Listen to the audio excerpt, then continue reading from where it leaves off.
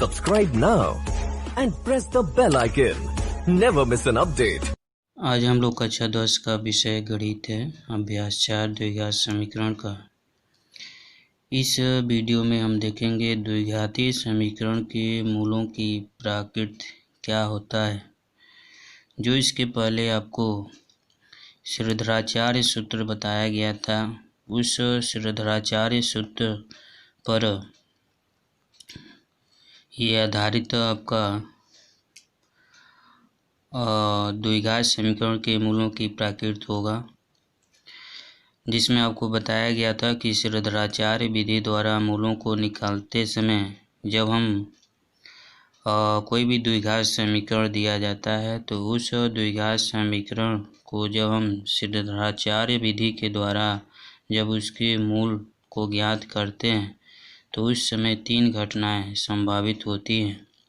अब उसमें 3 घटनाएं क्या क्या हैं। सबसे पहले तो जो हमारा सूत्र होता है x बराबर minus B plus minus under root B square minus 4ac upon 2a होता है। यह सूत्र होता है, श्रीधराचार्य सूत्र होता है, जिसे द्विघातीय सूत्र के नाम से भी जानते हैं। तो इसमें पहला जो घटना जो संभावित है, यदि जो B square minus 4ac greater than 0 अगर होता है तब 2 मूल प्राप्त होंगे जो क्या होंगे, वास्तविक होंगे। इनका मान क्या होगा, एक का मान क्या होगा x1 minus B plus under root B square minus 4ac upon 2a, और दूसरा जो होता है x2 जो होता है minus B minus under root B square minus 4ac upon 2a। तो जब ये 2 मूल कब प्राप्त होंगे, जब B square minus 4ac greater than 0 तब, ठीक है। इसके बाद से दूसरा जो हमारा पॉइंट है, यदि बी स्क्वायर माइनस 4ac बराबर 0 अगर इसकी वैल्यू अगर 0 आ जाता है तो इसके जो वैल्यू है अगर 0 आ जाता है तो दोनों मूल क्या होंगे, वास्तविक होंगे तथा एक दूसरे के क्या होते हैं, बराबर होते हैं। जैसे मान लो कोई द्विघात समीकरण यहाँ पे दिया गया है, इस रूप में दिया जाता है ax square plus B X plus C बराबर 0 के समीकरण के हल में। तो अगर हम यहाँ पे देखें x बराबर minus B plus minus under root B square minus 4ac upon 2a, अगर इसका वैल्यू अगर 0 होता है, जैसे यहाँ पे यदि बी स्क्वायर माइनस 4ac बराबर 0, तो अगर इसके जगह पर हम 0 रखते हैं तो x का जो मान आएगा माइनस बी अपान 2a आएगा, ठीक है। तो यहाँ से x का मान जो माइनस बी अपान 2a आएगा, तो अतः उपरोक्त दो द्विघाती जो समीकरण जो दिया गया था इसके 2 मूल होंगे, एक माइनस बी अपान 2a और माइनस बी अपान 2a होंगे, ठीक है। कब ये दोनों का मान ये जो मूल निकलेगा एक ही आता है, जब बी स्क्वायर माइनस 4ac बराबर 0 हो तब, ठीक है। तो ये सेकेंड आपका पॉइंट होता है। तीसरा पॉइंट हमारा है, यदि B square minus 4ac less than 0 हो तो प्राप्त दोनों मूल क्या होते हैं, काल्पनिक होंगे, ठीक है ना। जो दोनों मूल मिलेंगे वो काल्पनिक होंगे। अतः इस घटना में जो आपका द्विघाती समीकरण का कोई हल प्राप्त नहीं होगा। जब काल्पनिक मिलेगा आपका तो इसका कोई भी समीकरण का हल नहीं होगा, ठीक है ना। इसका कोई भी मूल आपको ज्ञात नहीं कर सकते हैं, ठीक है। तो ये 3 पॉइंट है जो श्रीधराचार्य सूत्र बताया गया था, उस श्रीधराचार्य सूत्र के ये 3 पॉइंट होते हैं। कब उस समीकरण का हल होगा, कब नहीं होगा, ठीक है ना, कब उसके मान अलग अलग आएंगे, कब बराबर आएंगे, ये 3 पॉइंट आपको बताया गया। तो इस प्रकार जो आपको ये बताया गया, तो बी स्क्वायर माइनस 4ac खंड यह सुनिश्चित करता है कि यानी जो आपका फार्मूले में under root B square minus 4ac जो दिया रहता है, यानी वही से आपको क्या करता है, सेटिस्फाई करेगा कि वो समीकरण का हल है कि नहीं है, ठीक है। और किस प्रकार का काल्पनिक आता है कि वास्तविक आता है, इसके कितने मूल ज्ञात किए जा सकते हैं? दो की एक ही मूल बराबर आ सकते हैं। ये बी स्क्वायर माइनस 4ac इसको सुनिश्चित करता है कि यह बी स्क्वायर माइनस 4ac खंड यह सुनिश्चित करता है कि द्विघात समीकरण A X square plus B X plus C बराबर 0 के मूल वास्तविक होंगे या नहीं होंगे। आगे बात समझ में। तो यहाँ पे बी स्क्वायर माइनस 4ac को इस द्विघात समीकरण का विविक्तर कहते हैं। ठीक है, तो विविक्तर अक्सर पूछा जाता है आपका। तो यह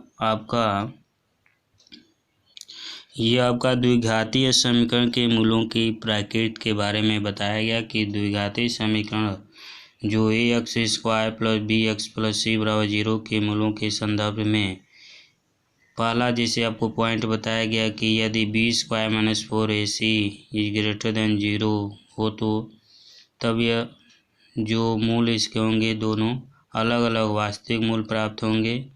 या दूसरा पॉइंट बताया गया कि यदि बी स्क्वायर माइनस 4ac बराबर 0 हो तो दो वास्तविक मूल प्राप्त होंगे परंतु दोनों का मान एक ही होगा। या तीसरा बताया गया कि यदि B square minus 4ac less than 0 हो तो दोनों मूल जो होते हैं क्या होते हैं? काल्पनिक प्राप्त होंगे।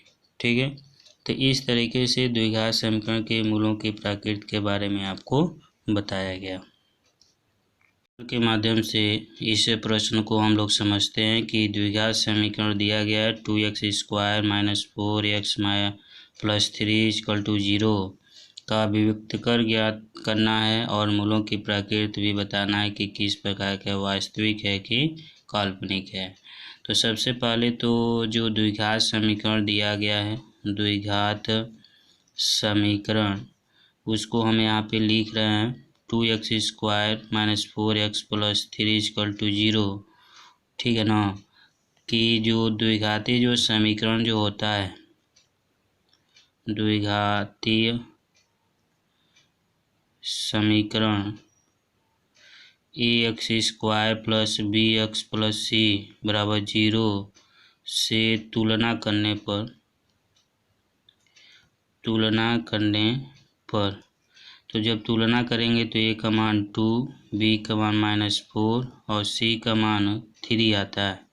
तो हमको विविक्तर ज्ञात करना है। तो यहाँ पे हम लिखेंगे बी स्क्वायर माइनस 4ac। ठीक है, तो B square minus 4ac B का मान क्या है? -4, इसका स्क्वायर 4 गुणे ए का मान 2 सी का मान 3 है।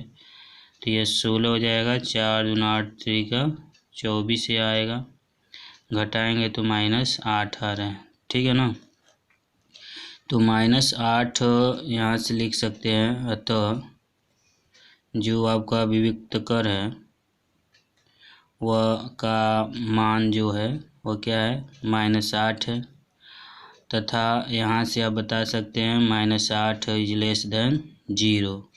तो यहाँ पे -8 आने का मतलब ये हो गया कि ये क्या है? मूल जो इसके होंगे काल्पनिक होंगे। तो यहाँ लिख सकते हैं अतः जो द्विघातीय समीकरण के मूल काल्पनिक होंगे।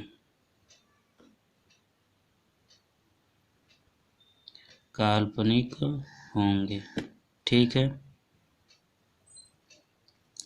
तो इस तरीके से द्विघात समीकरण दिया जाता है। उसे द्विघात समीकरण के विविक्तर और मूलों की प्रकृति आपको बताना होता है।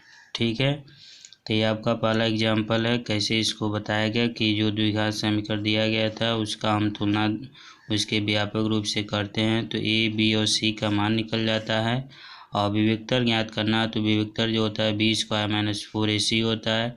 जो वैल्यू ए बी सी का मान है उसको रख देते हैं तो विविक्तर आपको ज्ञात हो जाता है। इसी विविक्तर से आप उसकी प्रकृति बता सकते हैं कि काल्पनिक होगा कि वास्तविक होगा, कि मूल उसके समान होंगे। ठीक है।